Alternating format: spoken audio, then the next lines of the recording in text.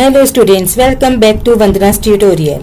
आज हम करने वाले हैं क्लास 10th का हिंदी का चैप्टर 3 वाह रे हमदर्द।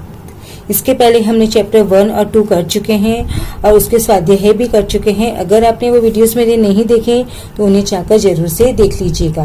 और वीडियो स्टार्ट करने से पहले मेरी आपसे एक छोटी सी रिक्वेस्ट जो हमेशा रहती है कि अगर आप मेरे चैनल पे पहली बार विजिट कर रहे हैं या फिर अभी तक मेरे चैनल को आपने सब्सक्राइब नहीं किया है तो इसे जरूर से सब्सक्राइब कीजिए और ज्यादा से ज्यादा अपने दोस्तों के साथ भी शेयर कीजिए। तो हम स्टार्ट करते हैं हमारा चैप्टर नंबर 3 वाह रे हमदर्द, जिसके लेखक है घनश्याम अग्रवाल। इस पाठ में जो लेखक है, जो राइटर है, उन्होंने क्या किया है, जो हमदर्द, पहले हमें हमदर्द का मतलब पता होना चाहिए। हमदर्द मतलब जो हमारा दर्द बांटने के लिए जो लोग होते हैं वो क्या कहलाते हैं, हमदर्द, यानी दर्द बांटने वाला। तो हमदर्द जो लोग हैं उसी पर उन्होंने क्या किया है, एक व्यंग्य किया है। क्योंकि जो हमदर्द बांटने आते हैं हमसे, वो कभी कभी हमारे लिए क्या हो जाते हैं, बहुत ही पीड़ादायी बन जाते हैं। इसी पाठ को, इसी तथ्य को उन्होंने इस चैप्टर के द्वारा हमें समझाया है। तो स्टार्ट करते हैं हम हमारा चैप्टर वाह रे हमदर्द। उस दिन जब मैं पूंजीवादी और समाजवादी अर्थव्यवस्था पर भाषण सुनकर आ रहा था तो सामने से एक कार आ रही थी। भाषण के प्रभाव से मेरी साइकिल को अधिक जोश आया था या कार को गुस्सा अधिक आया, यह मैं निश्चित रूप से नहीं कह सकता। तो जो लेखक है वो क्या बता रहा है कि वो कहीं से भाषण सुनकर आ रहा था जो कि किस पर था, पूंजीवादी और समाजवादी का अर्थव्यवस्था पर, यानी जो इकोनॉमिक कंडीशंस होती है उसके ऊपर क्या था, भाषण था। पूंजीवादी मतलब क्या होता है, कैपिटलिस्ट, और समाजवादी क्या होता है, सोशलिस्ट। यानी कि पूंजीवादी मतलब वो होता है कि जो कि निजी उद्योगों को बढ़ावा देता है, जो प्राइवेट बिजनेस को बढ़ा देता है, जिसमें मतलब क्या होता है कि सब पैसों का मालिक कोई एक ही होता है। और समाजवादी यानी सोशलिस्ट, यानी कि जिसमें मालिक कौन होता है, सरकार होती है। और उसका इकोनॉमिक कंडीशन पर जो भाषण था वो वह सुनकर आ रहा था। तो जब वह आ रहा था तो उसके सामने क्या आई, एक कार आ गई। तो भाषण के प्रभाव से मेरी साइकिल को अधिक जोश आया या कार को गुस्सा अधिक आया, यह मैं निश्चित रूप से नहीं कह सकता। तो जो वो क्या लेखक क्या कह रहा है कि जब मैं भाषण के प्रभाव से मेरी जो साइकिल थी, क्योंकि जो लेखक है वो साइकिल से ट्रेवल कर रहा था और उसके सामने एक जो कार थी आ रही थी, तो मेरी साइकिल को गुस्सा आया, जोश आया या फिर कार को अधिक गुस्सा आया, ये मैं नहीं बता सकता। मैं निश्चित रूप से मैं ये नहीं बता सकता कि मतलब किसकी गलती थी। लेकिन किंतु मेरी साइकिल और वह कार जब करीब आए तो विरोधियों की तरह एक दूसरे को घृणा की नजरों से देखते हुए आपस में जा भिड़े। लेकिन जब मेरी साइकिल और वह कार एक दूसरे के सामने आ गए तो वह क्या करने लगे, विरोधियों मतलब क्या होते हैं, जो एक दूसरे के दुश्मन होते हैं, उनकी तरह एक दूसरे को घृणा मतलब नफरत, एक दूसरे को नफरत की नजर से देखने लगे और क्या हुए, आपस में टकरा गए। मैंने खामखा पूंजीवाद और समाजवाद के झगड़े में टांग अड़ाई। अब जो लेखक है वो बोलता है कि खामखा मतलब बिना वजह, बेवजह पूंजीवाद यानी कैपिटलिस्ट और सोशलिस्ट के जो झगड़ा था उसमें मैंने मेरा टांग अड़ाई।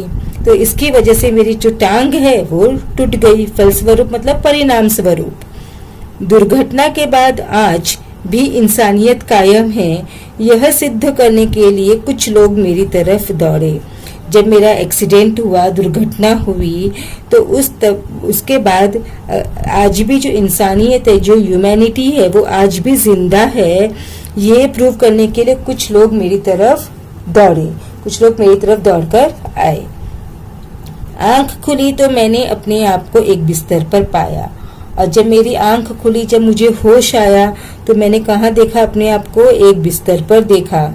इर्द गिर्द कुछ परिचित अपरिचित चेहरे खड़े थे। इर्द गिर्द मतलब आसपास, परिचित अपरिचित यानी कुछ जाने पहचाने, कुछ अनजाने जो चेहरे थे वो मेरे आजू बाजू में खड़े थे। आंख खुलते ही उनके चेहरों पर उत्सुकता की लहर दौड़ गई। जब मेरी आंख खुली तो वो क्या हो गए, बहुत ज्यादा उत्सुक हो गए, यानी कि वो इसका ही इंतजार कर रहे थे कि कब मुझे होश आए। तो वो बहुत उत्सुक हो गए, एक्साइटेड हो गए। मैंने कराहते हुए पूछा, मैं कहाँ हूँ? कराहते हुए मतलब दर्द भरी आवाज में मैंने पूछा उसको कि मैं कहाँ हूँ? आप सार्वजनिक अस्पताल के प्राइवेट वार्ड में हैं। आपका एक्सीडेंट हो गया था, सिर्फ पैर का फ्रैक्चर हुआ है। अब घबराने की कोई बात नहीं। एक चेहरा इतनी तेजी से जवाब देता है, लगता है मेरे होश आने तक वह इसीलिए रुका रहा। तो एक जो चेहरा है, मतलब जो इतने लोग खड़े थे उसमें से एक इंसान ने क्या बताया कि आप कहाँ हो? सार्वजनिक अस्पताल। सार्वजनिक अस्पताल मतलब गवर्नमेंट हॉस्पिटल के प्राइवेट वार्ड में हो। वो बच्चे क्या होता है, हॉस्पिटल में 2 वार्ड्स होते हैं, एक प्राइवेट होता है और एक जनरल वार्ड होता है। प्राइवेट वार्ड होता है उसमें हमको फैसिलिटीज भी ज्यादा मिलती हैं। वहाँ पे जो मिलने आने वाले रहते हैं, मिलने के लिए उनका कोई समय नहीं रहता है, कोई रूल्स इतने नियम नहीं रहते। वह जो जनरल रहते हैं उसमें बहुत ज्यादा रूल्स होते हैं। तो वो उसको बताता है कि आप कहाँ हो? एक गवर्नमेंट हॉस्पिटल के प्राइवेट वार्ड में है। आपका एक्सीडेंट हो गया था। आपका क्या हो गया था? एक्सीडेंट हो गई थी, दुर्घटना हो गई थी। सिर्फ पैर फ्रैक्चर हुआ है, अब घबराने की कोई बात नहीं। तो वो उसको क्या बोलता है, सिर्फ क्या हुआ है? पैर ही फ्रैक्चर हुआ है, आपको घबराने की कोई बात नहीं है, टेंशन लेने की कोई जरूरत नहीं है। वो इतनी स्पीड में ये सब जवाब देता है तो लेखक को ऐसे लगता है कि वो इसी का इंतजार कर रहा था, इसीलिए वो हॉस्पिटल में अब तक रुका था कि जब मुझे होश आए तो वो फटाफट मुझे ये बातें बता दे। अब मैं अपनी टांगों की ओर देखता हूँ। उसके बाद में वो अपनी टांगों की ओर देखा। मेरी एक टांग अपनी जगह पर सही सलामत और दूसरी टांग रेत की थैली के सहारे एक स्टैंड पर लटक रही थी। तो लेखक क्या बोलता है कि मेरी जो एक टांग थी यानी एक पैर था वो तो सही सलामत था, वो ठीक ठाक था, और जो दूसरा पैर था वह रेत यानी जो सैंड होती है, सैंड की थैली के सहारे, यानी एक थैली में एक मट्टी जो बालू रेत होती है वो भर के उन लोग टांग देते हैं और स्टैंड के ऊपर वो लटक रही थी ताकि जो पैर है वो हिले डुले नहीं। मेरे दिमाग में एक नए मुहावरे का जन्म हुआ, टांग का टूटना। तो लेखक के दिमाग में एक और नया मुहावरे का जन्म हुआ, क्या था? टांग टूटना।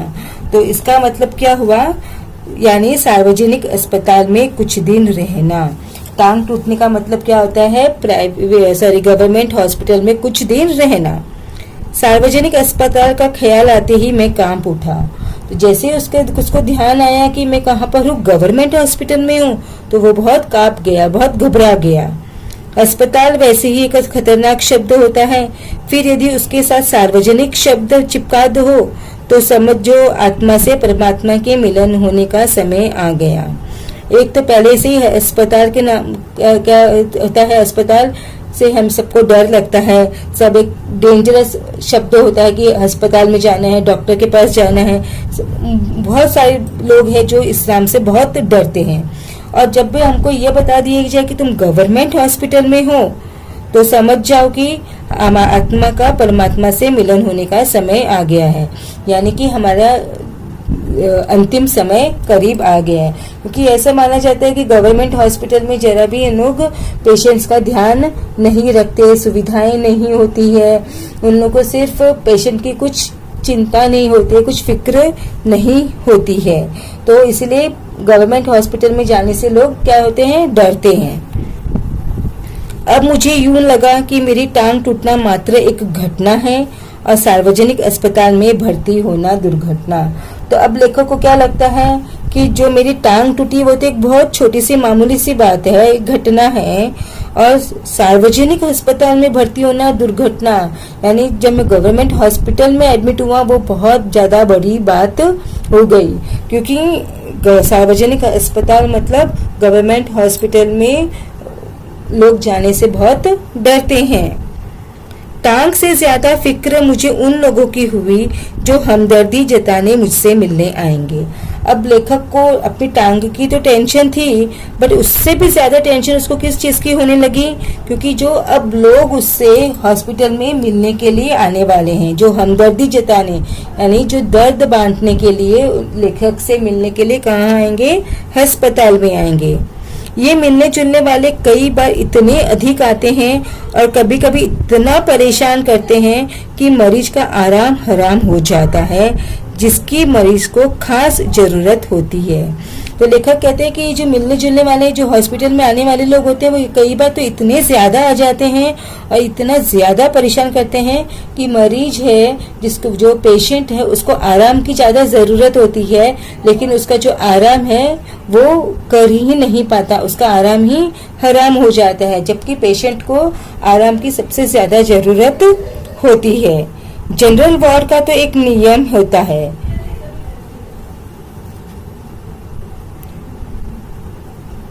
कि आप मरीज को एक निश्चित समय पर आकर ही तकलीफ दे सकते हैं। तो जनरल वार्ड जो होते हैं उसमें तो एक नियम होता है, एक रूल होता है कि आप किसी भी वक्त आकर अपने पेशेंट से नहीं मिल सकते, सिर्फ एक पर्टिकुलर टाइम होता है, उसी टाइम के बीच में आपको आकर अपने पेशेंट से मिलना होता है। किंतु प्राइवेट वार्ड यह तो एक खुला निमंत्रण है, बट प्राइवेट वार्ड में क्या है, एक फुल मतलब ओपन इनविटेशन की तरह है कि हे मेरे परिचितों, रिश्तेदारों, मित्रों, आओ, जब जी चाहे आओ, चाहे जितनी देर रुको, समय का कोई बंधन नहीं। तो बोलता है कि ये एक ओपन इनविटेशन है, किसके लिए, दोस्तों के लिए, परिचितों के लिए, जान पहचान वालों के लिए, रिलेटिव्स के लिए, फ्रेंड्स के लिए, कि जब आपका मन करे तब आप यहाँ आ सकते हो, जितनी देर आपका मन करे वो आप यहाँ पर आकर बैठ सकते हो, आपके लिए कोई टाइम लिमिटेशन नहीं है। अपने सारे बदले लेने का यही वक्त है। तो लेखक कहता है कि जो ये अपने हमारे जो दोस्त है, जो मित्र है, जो रिश्तेदार है, उनसे जो बदला लेने का जो टाइम है वो यही टाइम होता है। एक तो बदले का बदला हो जाएगा और हमदर्दी की हमदर्दी, यानी कि वो अपना बदला भी ले पाएंगे और अपने से हमदर्दी भी जताकर चले जाएंगे, हमारा दर्द बांटने के हिसाब से। मिलने वालों का ख्याल आते ही मुझे लगा मेरी दूसरी टांग भी टूट गई। अब जब मिलने वालों का मुझे ख्याल आया, जब मैंने सोचा, तो मुझे ऐसे लगा कि एक टांग तो मेरी ऑलरेडी टूट चुकी है, तो दूसरी टांग भी मेरी क्या हुई, टूट गई। मुझसे मिलने के लिए सबसे पहले वे लोग आए जिनकी टांग या कुछ और टूटने पर मैं कभी उनसे मिलने गया था। तो लेखक कहते हैं कि सबसे पहले जो मुझसे मिलने आने वाले लोग थे, मेरा दर्द बांटने के लिए आने वाले जो वो लोग थे जिनके कभी पैर टूटे थे या कभी कुछ और टूटा था, तो मैं भी उनसे मिलने के लिए गया था। मानो वे इसी दिन का इंतजार कर रहे थे कि कब मेरी टांग टूटे और कब वे अपना एहसान चुकाए।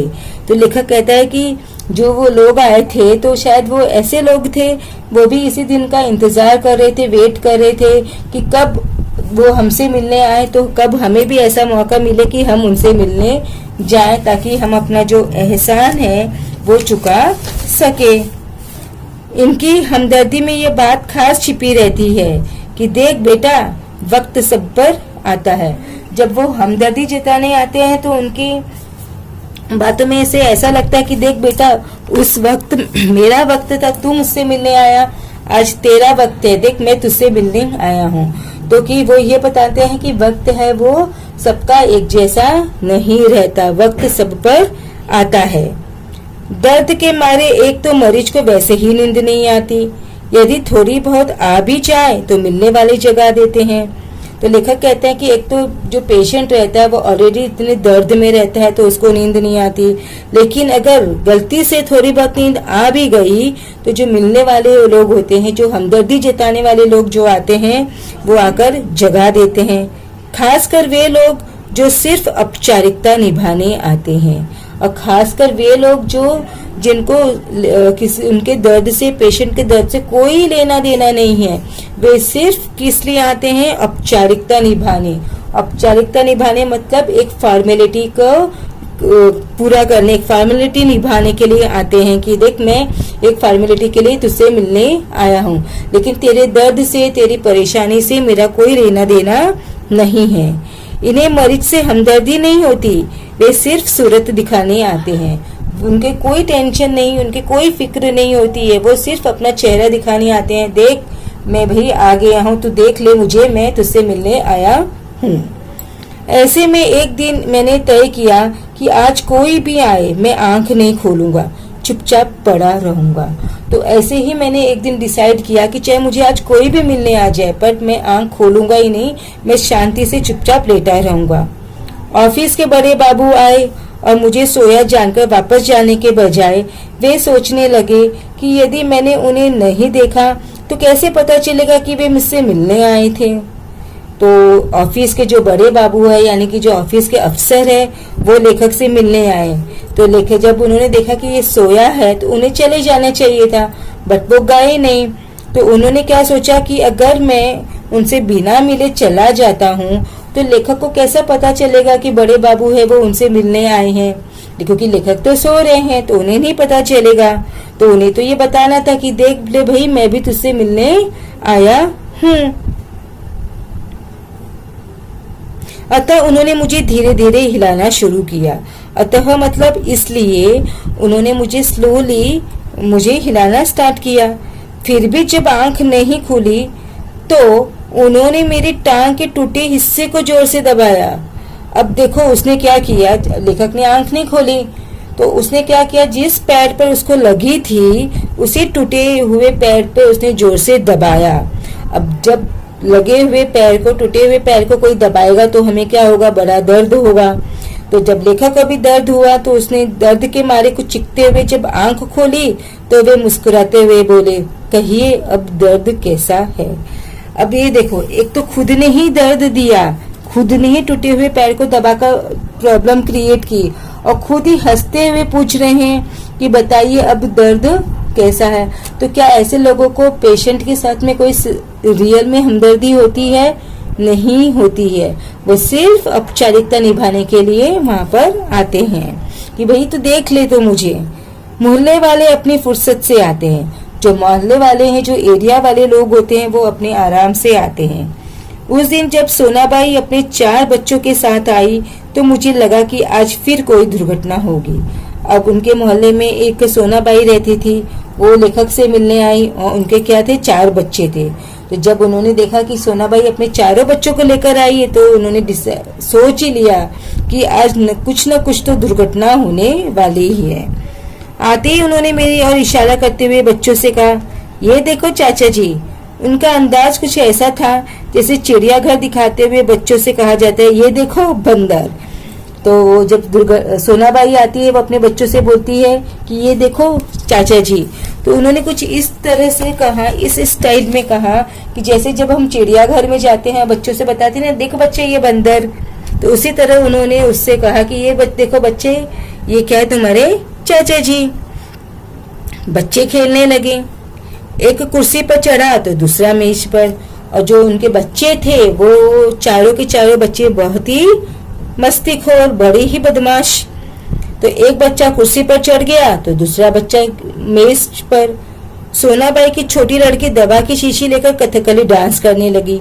अब सोनाबाई की जो छोटी बच्ची थी, जो छोटी लड़की थी, वो तो और महान निकली।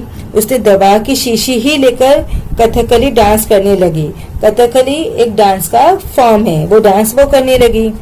रप रप की आवाज ने मेरा ध्यान बटाया। अब रप रप की आवाज आ रही थी तो उसका जो लेखक का ध्यान है वो उसकी तरफ गया। तो क्या देखता हूँ कि सोनाबाई का एक लड़का मेरी टांग के साथ लटक रही रेती की थैली पर बॉक्सिंग की प्रैक्टिस कर रहा है। तो उसने क्या देखा कि जो सोनाबाई का एक जो दूसरा और लड़का है, वो लड़का क्या कर रहा है, रेत की थैली के साथ बॉक्सिंग की प्रैक्टिस कर रहा है। तो देखो बच्चों, एक बच्चा क्या करा कि एक बच्चा कुर्सी पर चढ़ गया, दूसरा बच्चा मेज पर चढ़ गया, तीसरी जो लड़की थी वो दवा की शीशी लेकर कथकली डांस करने लगी, और चौथा जो बच्चा था वो रेत की थैली के साथ बॉक्सिंग की प्रैक्टिस करने लगा। मैं इसके पहले कि उसे मना करता, सोनाबाई की लड़की ने दवा की शीशी पटक दी। तो अब वो उसे मना करता है कि तू मत कर इस डांस दवाई लेके। इतने से पहले ही उसने डांस की जो दवा की शीशी थी वो डांस करते करते नीचे गिरा दी। सोनाबाई ने एक पल लड़की को घूरा मतलब ऐसे देखा, फिर हंसते हुए बोली, भैया पेड़े खिलाओ, दवा गिरना शुभ होता है। क्योंकि अब वो उसको बच्चे को तो अपनी डांट नहीं सकती, इसीलिए उसने उसी के ऊपर बोल दिया कि चलो बच्चे भैया अभी क्या खिला दो, पेड़े, क्योंकि दवा का गिरना मतलब शुभ होता है, तुम जल्दी से ठीक हो जाओगे। दवा गई, समझो बीमारी गई। इसके 2 घंटों बाद सोनाबाई गई, यह कहकर कि फिर आऊंगी। मैं भीतर तक कांप गया। तो 2 घंटे तक सोनाबाई उसके साथ में लेखक के साथ में वहीं पर थी, और फिर जब वो जाती है तो उससे वापस बोलकर जाती है कि मैं वापस आऊंगी। तब लेखक जो रहता है वो भीतर तक घबरा जाता है, कांप जाता है कि अब आई है तो इतना करके गई है, जब नेक्स्ट टाइम आएगी तो। कुछ लोग तो औपचारिकता निभाने की हद कर देते हैं, और जो कुछ लोग होते हैं वो तो फॉर्मेलिटी निभाने के लिए कुछ ज्यादा ही लिमिट क्रॉस कर देते हैं। विशेषकर वे रिश्तेदार जो दूसरे गांवों से मिलने आते हैं, जो मिलने आते हैं, जो रिलेटिव्स होते हैं वो मिलने आते हैं, वो तो लिमिट ही क्रॉस कर देते हैं। ऐसे में एक दिन एक टैक्सी कमरे के सामने आकर रुकी। तो इसी तरह उस दिन एक टैक्सी उसके कमरे के बाहर आकर रुकती है। उसमें से निकलकर एक आदमी आते ही मेरी छाती पर सिर रखकर औंधा पर रोने लगा और कहने लगा, हाय तुम्हें क्या हो गया, कार वालों का सत्यानाश हो। तो उसमें से एक आदमी आता है, और आते ही लेखक की जो चेस्ट पे औंधा पर का मतलब उल्टा पड़कर क्या करने लग जाता है, रोने लग जाता है, जोर जोर से रोने लग जाता है और बोलने लग जाता है कि हाय तुम्हें ये क्या हो गया, सत्यानाश हो उन कार वालों का, यानी जो कार ने तुमको ठोका है उसका बेड़ा गर्क हो। मैंने दिल में कहा कि मुझे जो हुआ सो हुआ, पर तू क्यों रोता है, तुझे क्या हुआ। तो लेखक भी अपने मन ही मन में सोचता है कि मुझे जो हुआ वो तो ठीक है, लेकिन तू क्यों रो रहा है इतनी जोर जोर से, तुझे क्या इतना हुआ है। वह थोड़ी देर मेरी छाती में मुंह गड़ाए रोता रहा। थोड़ी देर तक लेखक की जो छाती है चेस्ट पे वो अपना मुंह रखकर रोते ही रहा। फिर रोना कुछ कम हुआ। उसने मेरी छाती से गर्दन हटाई और जब मुझसे आंख मिलाई तो एकदम चुप हो गया। तो जब उसका कुछ रोना कम हुआ तो उसकी छाती से वो उठा, और जब उसने लेखक को देखा और देखते ही वो एकदम चुप। फिर धीरे से हंसते हुए बोला, माफ करना, मैं गलत कमरे में आ गया था। अब वो आया, बाहर से आया, तो जिस कमरे में गया उसने पेशेंट को देखा भी नहीं, चेहरा भी नहीं देखा कि ये कौन है, मैं इसे जानता हूँ नहीं जानता हूँ, सीधा आकर अपनी नौटंकी शुरू। आजकल लोग ठीक से बताते भी तो नहीं। गुप्ता जी का कमरा शायद बगल में है, तो वो किससे मिलने आया था, कोई गुप्ता जी होगा, उनके जो परिचित लोग, उससे मिलने आए थे। तो वो बोलता है आजकल लोग ना ठीक से बताते तो भी नहीं है ना, हॉस्पिटल का कमरा नंबर क्या है, वार्ड नंबर क्या है, बेड नंबर क्या है, तो शायद मैं गलती से यहाँ आ गया। अच्छा भाई माफ करना, कहकर वह चला गया। अब वही रोने की आवाज मुझे पड़ोस के कमरे से सुनाई पड़ी। अब जो रोने की आवाज उसने मेरे साथ आकर जो नौटंकी की थी, वही सेम नौटंकी उसने बाजू वाले कमरे में जाकर जिससे मिलने रियल में आया था उसके साथ भी उसने की। मुझे उस आदमी से अधिक गुस्सा अपनी पत्नी पर आया। अब मुझे उस आदमी पर तो गुस्सा आया ही था ऑलरेडी, लेकिन उससे भी ज्यादा गुस्सा मुझे अपनी वाइफ पर आया, क्योंकि जब उसकी वाइफ ने देखा कि ये जो व्यक्ति है वो इतनी जोर जोर से रो रहा है, तो जरूर वो उसका कोई अच्छा मित्र होगा, तो इसलिए वो ये समझकर उसके टैक्सी वाले को पैसे दे देती है। क्योंकि इस प्रकार रोता देख पत्नी ने उसे मेरा रिश्तेदार या करीबी मित्र समझकर टैक्सी वाले को पैसे दे दिए थे। हमदर्दी जताने वालों में वे लोग जरूर आएंगे जिनकी हम सूरत भी नहीं देखना चाहते। अब जो दर्द बांटने वाले जो लोग होते हैं, जो हमदर्दी जताने वाले होते हैं, वो जो कि सिर्फ फॉर्मेलिटीज के लिए आते हैं, और उसमें वो लोग भी जरूर आते हैं जिसको हम देखना तक पसंद नहीं करते। हमारे शहर में एक कवि है, श्री लपकानंद। तो लेखक बोलते हैं कि हमारे शहर में एक कवि है जिनका नाम है लपकानंद। उनकी बेतुकी कविताओं से सारा शहर परेशान है। उनकी जो कविताएं होती है बेतुकी होती है, यानी बकवास कविताएं होती है, उससे सिर्फ लेखक ही नहीं, पूरा शहर, पूरा मोहल्ला क्या है, परेशान है। मैं अक्सर उन्हें दूर से देखते ही भाग खड़ा होता हूँ। तो लेखक जब भी उन लपकानंद जी को देखते हैं तो वो वहां से सड़क लेते हैं, वहां से गायब हो जाते हैं। जानता हूँ जब भी मिलेंगे 10-20 कविताएं पिलाए बिना नहीं छोड़ेंगे, क्योंकि लेखक बहुत अच्छी तरह से जानते हैं कि जब भी ये मुझे मिले तो मुझे जब तक 10-20 कविताएं नहीं सुनाएंगे मेरा पीछा नहीं छोड़ेंगे। एक दिन बगल में झोला दबाए आ पहुंचे। तो बगल मतलब यहाँ बाजू में अपने एक थैला टाइप है वो लेकर पहुंच गए। आते ही कहने लगे, मैं तो पिछले 4-5 दिनों से कवि सम्मेलनों में अति व्यस्त था। सच कहता हूँ, कसम से मैं आपके बारे में ही सोचता रहा। तो आते ही वो उसको अपनी एक्सक्यूज देने लग जाता है कि मैं इतने दिनों के बाद में क्यों आया। तो वो बोलता है कि मैं तो बहुत ज्यादा व्यस्त मतलब बिजी था। कहाँ पर? कवि सम्मेलन, जो कवियों का सम्मेलन होता है जहाँ पे सब कवि लोग अपनी अपनी कविताएं सुनाते हैं, वहां पर वो क्या था, बिजी था। तो बोलते मैं सच कह रहा हूँ कसम से, बट मैं आपके बारे में ही सोचता रहा। रात भर मुझे नींद नहीं आई। मैं आपके बारे में ही सोचता था और इसलिए मुझे रात भर नींद भी नहीं आती थी। और हाँ, रात को इसी संदर्भ में मैंने एक कविता भी बनाई। और आते ही वहां पर भी अस्पताल में भी वो लेखक को क्या करने लगे, कविता सुनाने लगे। यह कहकर झोले में से डायरी निकाली और लगे सुनाने। असम की राजधानी है शिलोंग, मेरे दोस्त की टूट गई है टांग, मोटर वाले तेरी ही साइड थी रॉन्ग। अब देखो उसने क्या किया, राइमिंग वर्ड्स बना के पोयम बना दी। कविता सुनाकर वे मुझे ऐसे देख रहे थे मानो उनकी एक आंख पूछ रही हो, कहो बेटा कैसी रही कविता, और दूसरी आंख पूछ रही हो, बोल बेटा अब भी मुझसे भागेगा। तो जब उसने कविता सुना दी उसको, तो लेखक को लगा कि जैसे उसकी एक आंख पूछ रही है, अब बता मेरी कविता कैसी है, और दूसरी आंख उससे पूछ रही हो, अब भी तुम मुझसे भागेगा, क्योंकि अब उसकी टांग टूट चुकी थी।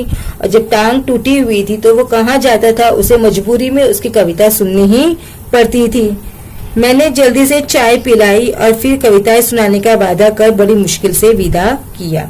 अब लेखक ने कहीं से तो जल्दी से चाय का इंतजाम किया और उन लपकानंद जी को चाय पिलाई और उनसे प्रॉमिस किया कि मैं तुम्हारी कविताएं सुनूंगा। और ये बात बोलकर वो उन्होंने उसको वहां से बाय बाय किया, विदा किया।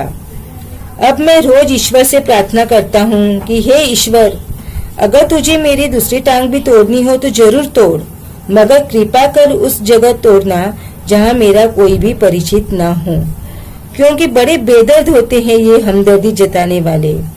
तो अब जो लेखक है वो बता रहे हैं कि मैं ईश्वर से रोज प्रार्थना करता हूँ कि ईश्वर अगर तुझे मेरी दूसरी भी टांग तोड़नी है, अगर तुझे मेरी दूसरी टांग तोड़नी है तो बेशक तू मेरी दूसरी टांग तोड़ दे, मगर तू बस इतनी जरूर मुझ पर कृपा करना कि जहाँ तू मेरी दूसरी टांग तोड़े वहाँ मेरा कोई भी परिचित व्यक्ति ना हो, मतलब वहाँ मेरा कोई भी जान पहचान वाले लोग ना हो। क्योंकि जो हमदर्दी जताने वाले लोग होते हैं ना, वो बड़े ही बेदर्द होते हैं, क्योंकि उनमें कोई पेशेंट के प्रति कोई चिंता, कोई फिक्र कुछ नहीं होता। वे सिर्फ आते हैं एक फॉर्मेलिटी निभाने, एक औपचारिकता निभाने के लिए। अगर उनसे उस व्यक्ति का कुछ मतलब है तो ही वो आकर उनसे अपना हमदर्दी जताने आएंगे। तो बच्चों, इसी के साथ में हमने ये जो चैप्टर है वाह रे हमदर्द घनश्याम अग्रवाल द्वारा लिखित लेसन को कंप्लीट किया। और अब हम नेक्स्ट वीडियो में करेंगे इसी चैप्टर के स्वाध्याय क्वेश्चन आंसर। तो मिलते हैं नेक्स्ट वीडियो में, तब तक take care and keep watching Vandana's tutorial.